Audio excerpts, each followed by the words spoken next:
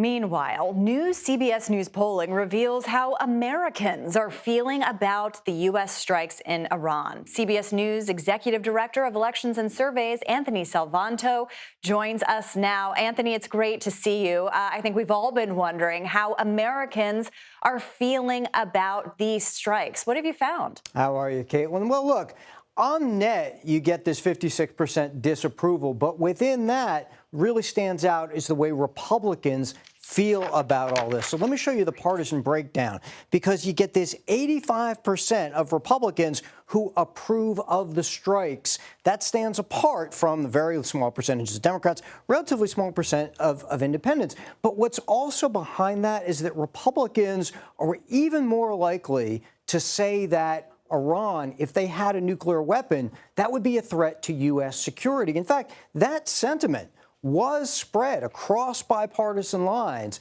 but Republicans were even more likely to say that. And so besides the fact that they're, of course, backing the president, they're really strong here. The other thing that I would point out is, they've been talking political circles about how much MAGA Republicans would back this. Well, look, MAGA Republicans very strongly back the airstrikes for those reasons about U.S. security, as they express it, that I just mentioned, Caitlin.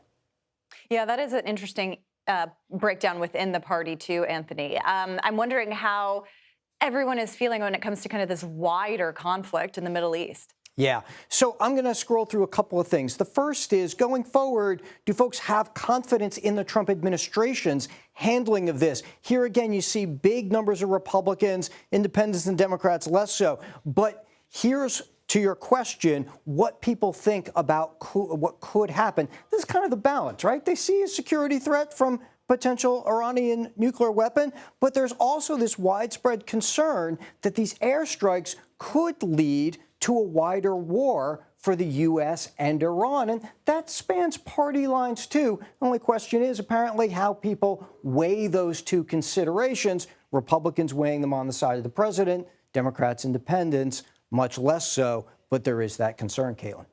It's a really interesting snapshot. Anthony Salvanto, thank you. We'll be hearing more from you later on the New York City mayor's race, so stick around. But until then, thank you very much.